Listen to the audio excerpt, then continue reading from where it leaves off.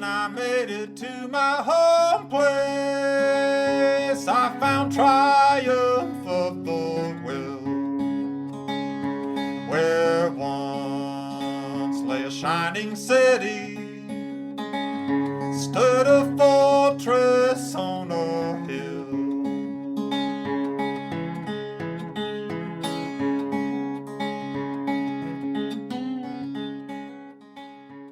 I'm Henry. This is Fortress on a Hill. Thank you for joining us.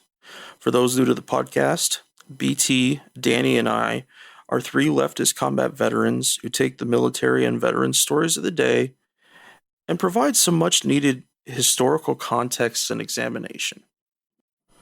Tom Secker, welcome back to Fortress on a Hill. Thanks for coming to chat with us about Mr. Forrest Gump. Oh, yeah, no worries. It's always good to be talking to you guys. And I think this will be a good one. It's a good film to discuss. So before we get started, I have a little piece of history that I want to throw out there for everybody just to give some extra context as we go through the film. There was a note in the DoD pages about something referred to as McNamara's 100,000. And I found a book on it last night that I learned a ton from, even though I only got to read about 30 pages of it. But I'm going to read the prologue here, and it'll give you kind of an idea. So, in 1966, the U.S. war in Vietnam was heating up rapidly, and President Lyndon Johnson and his Secretary of Defense, Robert McNamara, were faced with a problem. The armed forces needed more troops for the war zone, but there was a shortage of men who were considered fair game for the military draft. There were plenty of men at draft age, 18 through 26, in the United States, but most of them were unavailable. Many were attending college, using student deferments to avoid the draft. Others had found safe havens in the National Guard and reserves, which by and large were not sent to Vietnam. Still others were disqualified because they scored poorly on the military's mental and physical entrance tests. How could Johnson and McNamara round up enough men to send to war? They realized that they would anger the vote-powerful middle class if they drafted college boys and if they sent National Guardsmen and reservists to Vietnam. So instead, they decided to induct the low-scoring men whom Johnson referred to in a secret White House memo as, quote, second-class fellows, end quote. On October 1st, 1966, McNamara launched a program called Project 100,000, which lowered mental standards. Men who had been unqualified for military duty the day before were now deemed qualified. By the end of the war, McNamara's program had taken 354,000 substandard men into the Army, Marine Corps, Air Force, and Navy. Among the troops, these men were often known as McNamara's Morons, or the Moron Corps, or McNamara's Boys. Military leaders, from General Westmoreland, the commanding general in Vietnam, to lieutenants and sergeants at the platoon level, viewed McNamara's program as a disaster. Because of the Project 100,000 men were slow learners, they had difficulty absorbing necessary training. Because many of them were incompetent in combat, they endangered not only themselves, but their comrades as well. A total of 5,478 low IQ men died while in the service, most of them in combat. Their fatality rate was 3 times higher than the other GIs. An estimated 20,000 were wounded, and some were permanently disabled, including an estimated 500 amputees. There were also tens of thousands of other second-class men who were not part of that project, but were inducted despite medical defects such as missing fingers or blindness in one eye, psychiatric disorders, social maladjustment, and criminal backgrounds. Military leaders didn't want them or were forced to accept them. We don't know officially how many of them were died or wounded in combat. I can't remember the gentleman's name. I'll tag it in the show notes that wrote the book. When he was in the Army, 1967 and 1970, I got to know some of McNamara's substandard soldiers, and I vowed that one day I would tell their stories and give the background. This book is the fulfillment of that vow. So, in reading that, I started thinking about Bo Bergdahl, and that Bo made it into the service during a time in the Afghanistan and Iraq wars where they needed more troops. And it's pretty clear that some of his issues definitely had an impact on his choice to walk off his post in Afghanistan. So as we go through that today, the story of the book, the story of the movie is based on this idea. It's based on this piece of history. So please try to look through it in that lens.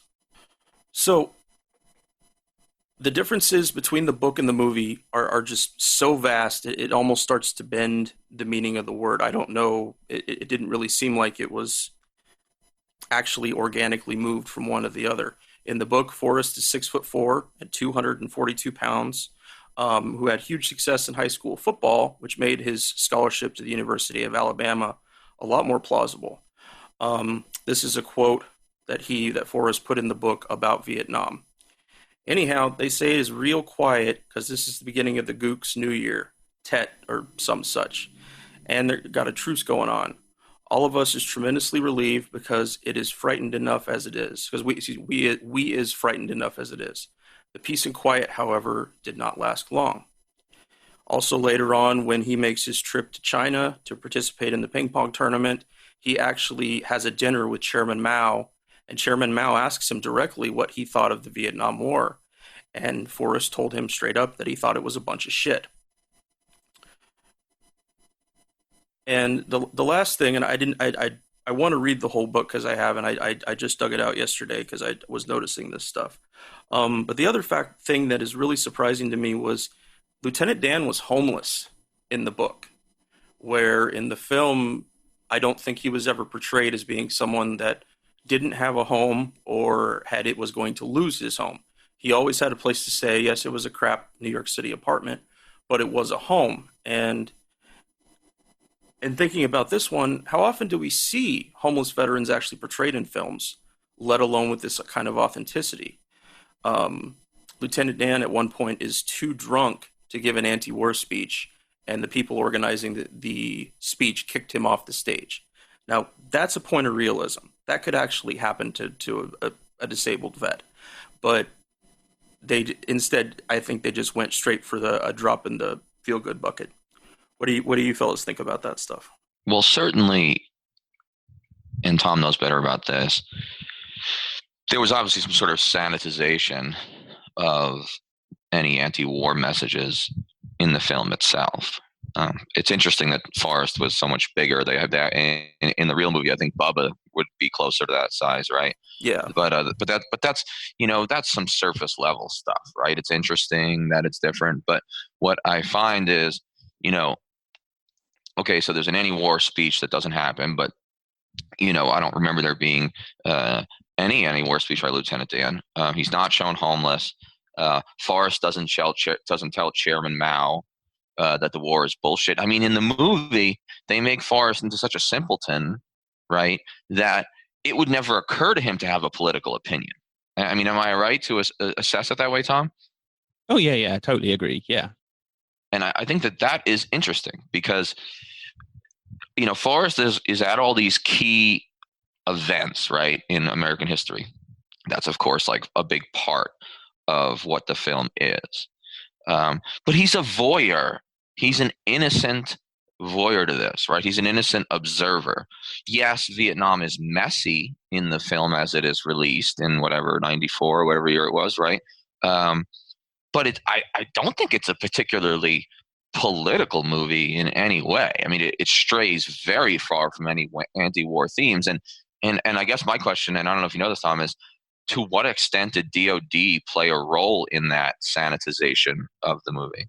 Well, some interesting case, because ultimately the film was rejected by the military. They didn't actually provide any support on it, but it did go through some degree of the script review process, and they did make some changes to try and appease the military and, try and win over their support.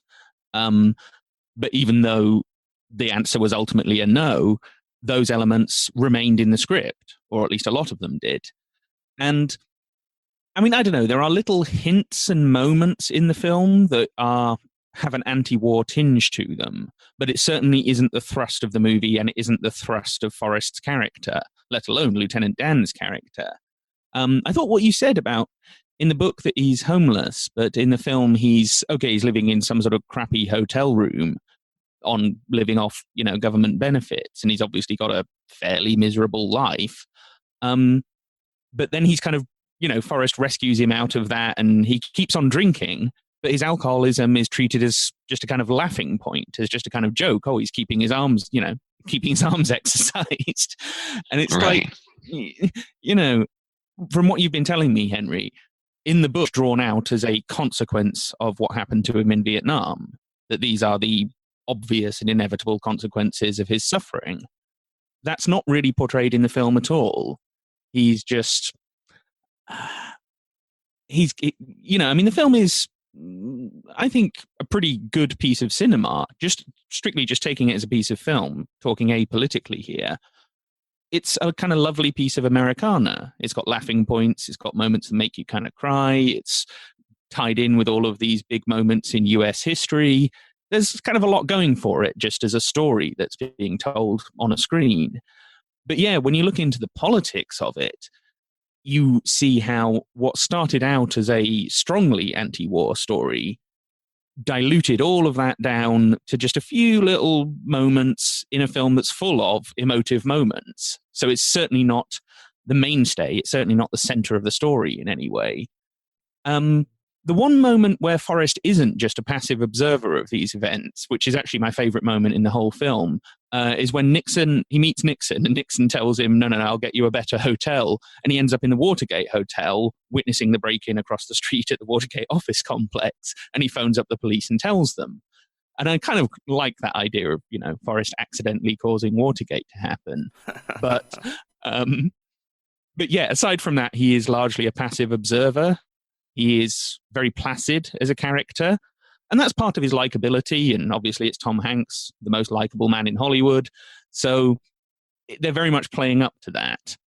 But yeah, it does bother me that a story that obviously came out and quite strongly anti-war narratives and statements became a film where that was very much sidelined. And certainly the DoD played some degree of a role in that. I mean, one of their problems with it, according to the DoD's database, is that it had a nihilistic view of the Vietnam War. That doesn't necessarily come through to me in the final film. So I get the impression the script that the military reviewed had a sort of more nihilistic view of the Vietnam War. They also had, they had some other sort of petty issues with it. They said there was too much sex in it. There was too much bad language. The usual stuff that the DoD just kind of objects to because, one of the reasons is that the more sex and bad language you have in it, the higher the age certificate, and therefore the less number of people will get to see it, and therefore it has less recruitment value. That's something that's actually said explicitly in a DoD memo, not on this film, but on another one. They also changed that thing about the, like you said, Henry, that this story kind of originates in this McNamara's 100,000. That in the original script, Forrest and Bubba were part of like a whole squad, a whole team of guys who weren't very bright, let's say. And the idea was, this is a kind of a posse of morons who will just follow orders. And the DoD told them to remove that from the script. They said, we can't, we're certainly not supporting the film if that is in there. And in the finished film, it isn't. Even though they never actually won DoD support, that particular change remained in the finished script. And so that took it further away from its origins and further away from what started out as quite a critical story about the military and a critical story about the Vietnam War. So they certainly played some role in that. I think some of the other changes will also been enforced, by the studio and what have you, because they're saying, no, we want this to be a kind of fun, feel-good movie, not a hard-hitting critique of American history. So, yeah, it wasn't just the DoD, but it certainly was the DoD in part. I just can't help but comment out of my sort of early skeptical view. Isn't it fascinating that the military is, I understand why the military would be against an anti-war film, against a nihilistic portrayal of Vietnam, even though Vietnam was an utterly nihilistic war, and I say that from a mil historian's point of view. But the fact that they don't like sex and drug use, I find so fascinating. Because in other words, they're fine with as much gratuitous violence as is imaginable, and blood, as long as it's like pro-war. You know what I mean? So like movies like Lone Survivor and American Sniper, like, you know, that stuff's fine.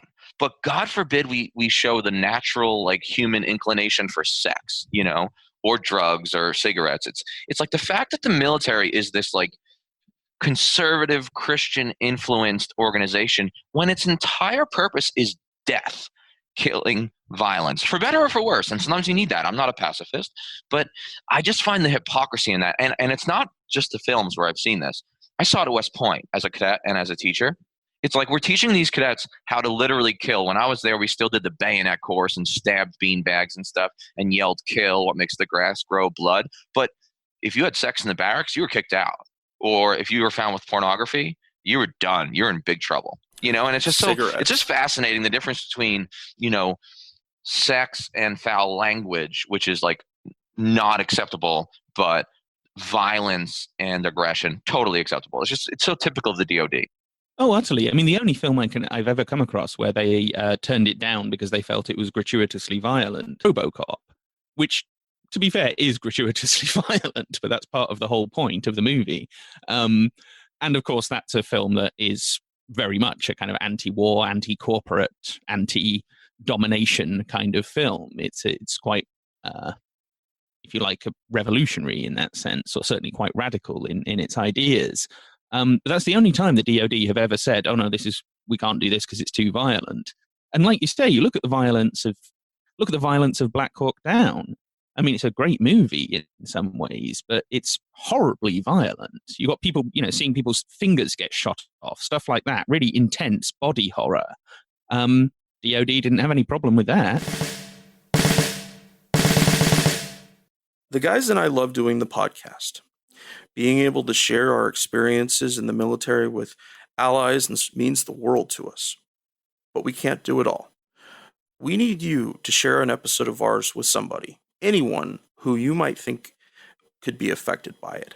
Young people looking to join the military or parents advocating for one, conscientious citizens who care about the violence the U.S. wages in their name, advocates for women and people of color who understand the harsh environment the military creates for minorities and the violence inflicted by some of those same minorities around the globe, and anyone else you think it might affect. Please share this with them.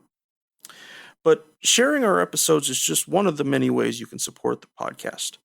In addition, there's Patreon, where we're blessed to have an array of wonderful supporters helping BT, Danny, and I pay for some of the podcast's expenses.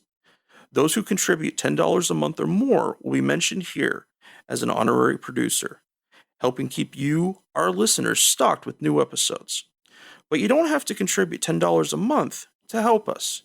For as little as $1 a month, you can help keep us going, paying for hosting and storage fees, transcribing old and new episodes, promoting and expanding the podcast, and more I'm sure I can't think of right now. So let's bring out our honorary producers, and they are Matthew Ho, Will Arends, Gage Counts, Fahim Shirazi, Henry Zamota, James Higgins, James O'Barr, Adam Bellows, and Eric Phillips. Your contributions are so helpful to us. Thank you all so much. However, if Patreon isn't your style, you can contribute directly to us through PayPal at paypal.me/Fortress on a Hill. Let's get back to the podcast.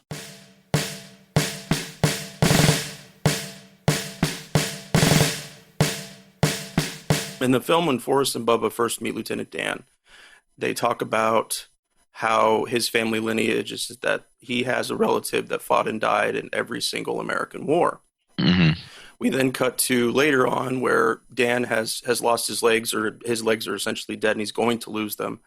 And he grabs a hold of Forrest and says, you know, I was supposed to be something different. I had a destiny.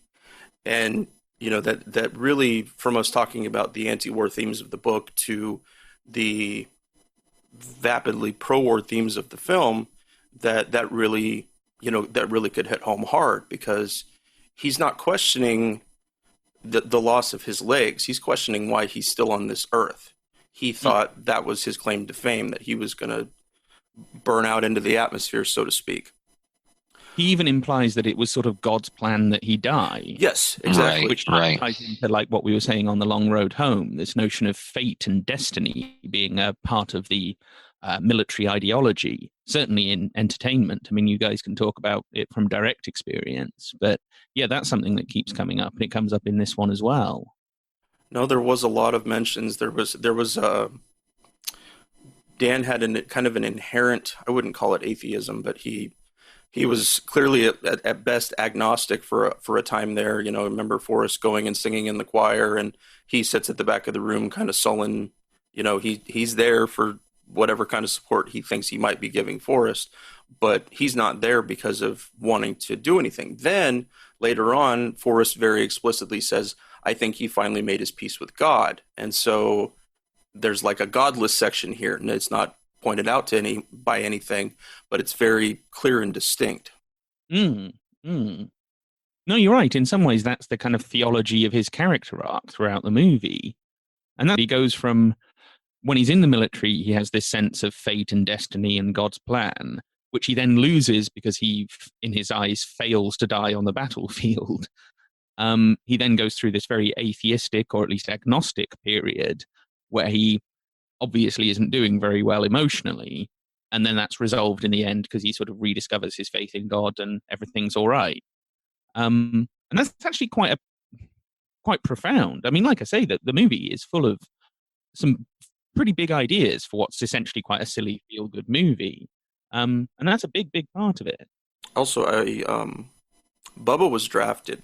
He did not join the military voluntarily, but I don't think we know Forrest joined because he wanted to join, but they don't ever specify how Bubba joined under what circumstances. And thinking about it a little bit bigger, I don't think the film references the draft at all. I mean, there's during the protest scenes in DC, it's clear that's part of what they're protesting, but nobody says it. It's no different than the guy with the American flag T-shirt. I wrote down his name. I remember he's doing horrible. It's Abby Hoffman, isn't it? It's supposed to be Thank Abby you. Hoffman. Yes, Abby Hoffman. Yeah. But they don't ever say his name. They don't ever explicitly share any of his words. And by the way, that didn't happen. He never attended a speech like that in D.C. in protest of the war and in front of a giant crowd. Now, he did run on to stage at Woodstock and try to stop the WHO, and he was using that as a means of social protest, but none of that is included. None of that is mentioned whatsoever. And the man wrote like a dozen books, right, Danny? He did a ton of things for the anti-war movement. Yeah, absolutely. Yeah, I mean, he was a pretty intense figure in the anti-war, right? Sort of the epitome of the yippies, right? You know, because then there was the hippies, and then there was the yippies who were more political, right? Yeah, they don't specifically introduce him. I think that because consider when it came out, right? Is it 94? Is that when the movie comes out? 94. So, I mean, my father was of that generation, right? And so in 94, you know, he's 43 years old, right? And I do think that with, you know, one of the interesting things about the movie is without specifying a lot of things, people of his age bracket, plus or minus 10 years, they all knew it was Abby Hoffman. You know what I mean? Like, I think people of that generation more than ours, you know, just picked up on certain things. Like, because as soon as they saw him wearing the American flag T-shirt and his hair looked a certain way, they're like, "Oh, that's Abby Hoffman," you know, because he was just a cultural touchstone. But like, here's what's interesting about it: take that movie 20 years later, and almost anybody who watched it now would miss a whole lot of references. Unless they were historians, and like nobody's a historian, you know? So I just think a lot of things would have gotten lost, but it was a period piece, and it comes out when the boomers are about 40, you know, 40 to 50 years old. And like, they very much knew what they were looking at. And I think they understood the themes, and they understood some of the subtle references. They know who Joan Baez is, right? When Jenny goes on stage and says that she's going to play a song by Joan Baez. I mean, someone watched that movie today or 10 years from now, and a lot of that's going to be lost. I just had a thought about when I first saw it I was 10. My grandfather took me to see it, and he took me to see quite a few other, I think what he believed were historical films, but some on the military, because he was in the Army in the 50s, and I was talking about joining the Army even as a young man. But like what you mentioned, Danny, my grandfather was born in 1936. His connection to the culture may not have been to where those kind of things would have been something that he lived through.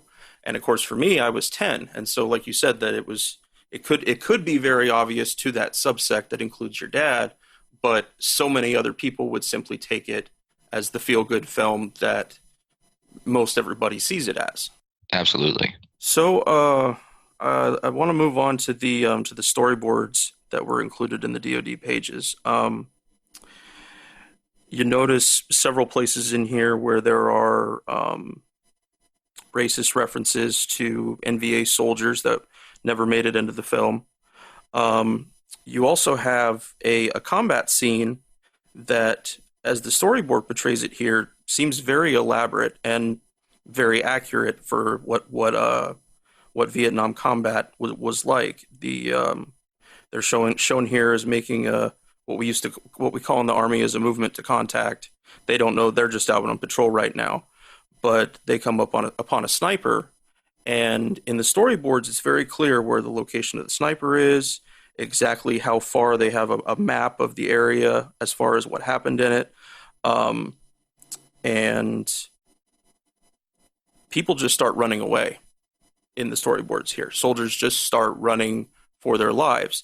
Specifically, I'm sure because this is more tilted towards the book, where they're dealing with guys that are of a little bit lesser intellects. And Forrest does the same. Forrest does in here. He returned fire for a minute, but without any prompting from Lieutenant Dan, he leaves and runs. And as he's the running Forrest Gump, he passes everybody. And it's only at about that moment in the sequence where the remainder is the same as it is in the film, that Forrest wants to go back for Bubba, and each time he goes back, he finds another wounded comrade. You don't see no NVA soldiers, like you mentioned, Danny. You do hear them a little bit here and there, but you can't. I mean, certainly they're speaking Vietnamese, so we can't tell what they're saying. But they felt very. What's the word I'm looking for?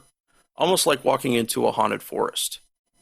That suddenly They have this sort of spectral presence. Exactly.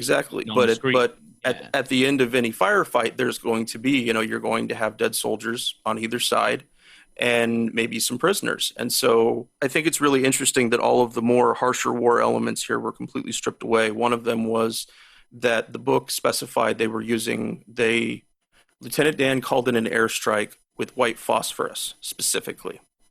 And then there was a second strike, if I'm remembering that right, that was involving napalm. In the film, what we see is just napalm. Not that napalm is a friend to anybody, but white phosphorus would cause a lot more scarring, a lot more very visible, very disturbing wounds. So its entire removal makes perfect sense if they're wanting to dial it down a bit. Well, I mean, the whole Vietnam sequence is something that was what the military were really concerned about. The rest of the movie, they had some objection changes, but it's the section when Forrest joins the military and is sent out to Vietnam. That's the thing they were really concerned with. And that's the reason why this whole cartoon storyboarding is in the DoD file, is because after they submitted the script, they said, we'll also send you like the whole storyboard for the Vietnam battle sequence, because the DoD were like, well, it doesn't really, it doesn't, the page doesn't tell you that much, just reading it about it in a screenplay. They wanted to see, what are you actually planning here? And that's why all of those, there's, like 36 pages of this storyboard. It's very elaborate. It's all very, carefully planned out. But like you say, it's very, very interesting that they didn't include any, at least visual, examples of NVA soldiers. That the Vietnam War is sort of, well, who are they even fighting against? It's merely that there's someone there or something there that they're fighting. And maybe that's, in some ways you could say that's the nihilistic view of the Vietnam War, that it's not even clear who they're fighting. But as we were saying, that was something the DoD objected to in earlier versions of the script, where in this storyboard you did see the NVA soldiers. So it's not entirely clear why they stripped those out, except maybe, I'm struggling to think of a good reason. I do know that after the Army reviewed the script and basically said no, The Marine Corps did say, well, we might be interested in supporting this movie, but you have to change Forrest to a Marine and you have to have him be in the Marine Corps and a Marine Corps unit in Vietnam. And I think it was Robert Zemeckis looked at this and he said, no, he's in the Army in the original book.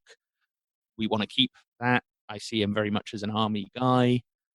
And I mean, no disrespect either way to the, people from either branch, but I don't see it makes much difference in the story that they're telling in the film. I'm not sure why that was a sticking point for Robert Zemeckis, but so many of these other things weren't. And we do know that after they received this feedback from the Army, and the Army basically said no, there was, they did go on a tour of, I think it was Paris Island. The Marine Corps said, okay, you can come in and, sort of have a walking tour of the place. And they thought this might help in some way influence the depiction in the movie. So maybe it was at that point that they were sort of leaning on the filmmakers saying, maybe change some of these elements in this storyboard, maybe remove these NBA soldiers, maybe don't have the white phosphorus. And while there's nothing in the file that explicitly says that, I get the impression it was at that point there was a little bit more influence from another branch of the DoD saying, dial this down, maybe take this out. This isn't quite what we'd like to see on the screen. And even though ultimately they provided no production assistance at all, it seems they had quite a big influence and impact on the script, which is impressive from one point of view, but it also makes you wonder how often has this happened? We know about hundreds of movies that did get production assistance. How many movies are there that kind of went through this process, never ended up with production assistance, but still made changes to their film to appease the military? I don't know. I don't know the answer to that question. It's a really good question, Tom. Yeah, I was really struck by the level of, I don't know much about films, but the level of detail of the cartoonist drawing, I said that earlier, Henry, fascinating, the level of detail that goes into something like that. And then the fact that they didn't even use the vast majority of it is interesting. And so that's without production assistance, right? That cartoon, correct, is that's just some, I mean, I wonder if they had a military advisor. Sometimes they have these like not active duty. Like, for example, in Platoon, they had this guy named Captain Dale something, right? And he was a retired Dale Dial. Yeah, and he's a retired guy. So I mean, he's like their advisor to make sure it's realistic. I mean, you notice, and the great thing about Platoon is like the patches are accurate and shit. Like, now I know we're digressing, but Tom, the DoD didn't help with Platoon, I imagine. Yeah, of course they wouldn't. But obviously, I mean, they had this like military advisor, which I've thought to myself, I would love that job, by the way. But it's a pretty accurate depiction. So I'm wondering if Forrest Gump had something like that, or because it was a pretty well drawn out depiction of Vietnam battle, and even the battle scene that does come through, it's not poorly done. I mean, it's fairly solid. And one of the things I like about the Vietnamese not being a presence is that it adds to the sense of Vietnam being a battle as much against ourselves as against the enemy. Like, where the enemy is this nebulous ghost, as the word you used earlier, because that is a big part of fighting a counterinsurgency. Is like, you often, and I could say this from Iraq and Afghanistan, I think you agree, Henry, in 75% of the firefights I've been in, we never saw the enemy. No. I mean, not clearly. I mean, maybe like a figure in the distance, but mostly it was like the flash of their muzzle or a bomb they set off from many, many, many hundreds of meters away. I mean, and one of the frustrating things about fighting in a war like Vietnam or Iraq or Afghanistan or Syria is that there is a sense that the enemy is so distant and so opaque that there's a frustration with fighting him, because they melt into the jungle, or in the case of Iraq, they melt into the city. They don't wear uniforms, although the NVA would wear uniforms, but the Viet Cong often did not. So, I mean, it is an interesting component, and that's one of the things I actually did like. Yeah, I mean, when it comes to the absence of the NVA soldiers, I'm not sure where that comes from, why they were taken out, because like you say, they're quite obviously present in this storyboarding. And yeah, I mean, to be honest, storyboarding like that, if you're making a movie with, an A-lister like Tom Hanks in it, they will tend to, map things out that closely. I can't remember exactly, but I'm fairly sure they did have a former military tech advisor working on the film. I can't remember for certain, and I certainly can't tell you who it was, but because you've now brought that up, that's sprung something in my memory. I imagine if we check IMDb, we might be able to find out. But yeah, there's a lot of those. There's a lot of those guys. It's actually a fairly common job. People who used to be in the military to now be either training Hollywood stars in, shooting and combat, and how you move around in a combat area or something like that. Or they have an impact on the script. They say this is how you make it more accurate. This is how you do the visuals, the uniforms, and so on. And actually, I mean, this is one of the strange things, though. Quite a lot of DoD-supported films also have private technical advisors. So you don't just have the military themselves providing you with this kind of input and information. You have someone from the private sector who used to be in the military doing it as well. And you kind of wonder why. Surely you can just get everything you need from the military themselves. Why do you also have to hire this, private guy to do it as well? And it is something that comes up a bit. I mean, this is a little inside baseball, but I have seen emails, for example, where Phil Strubb was objecting to the choice of technical advisor when they were supporting a film and they hired someone from the private sector, that Phil Strubb wasn't necessarily happy with who they chose. And other emails and documents show that sometimes they actually tell the filmmakers, hire this guy. We recommend him. So there is some strange relationship between, the entertainment liaison officers themselves, the current military, and these former military guys who are providing some kind of consultancy or advice role in Hollywood. Sometimes they're sort of pushing them in a certain direction. Other times they're objecting to who that is. And sometimes they seem to be working side by side. In one of the emails actually on the long road home, they were saying that the private technical advisor that the production company had hired, helping the military get their points across to the director and, making sure that they stayed on script and everything. So there is a curious relationship there that seems that they are, if you like, unofficial, unacknowledged entertainment liaison officers. Therefore, they're sort of unacknowledged propagandists for the military, even though they're entirely working in the private sector now.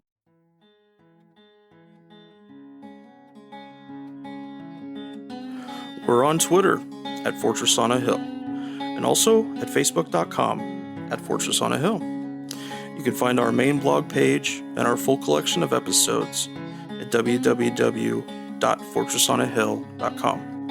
iTunes, Stitcher, Google Podcasts, Patreon, Spotify. You name it, almost anywhere you listen, we're already waiting for you. And hey, we're always in the market for more Patreon supporters. Please consider becoming a patron at patreon.com. And if you're not into giving us a monthly payment, think about giving us a couple bucks on PayPal. The link is in the show notes. Skepticism is one's best armor.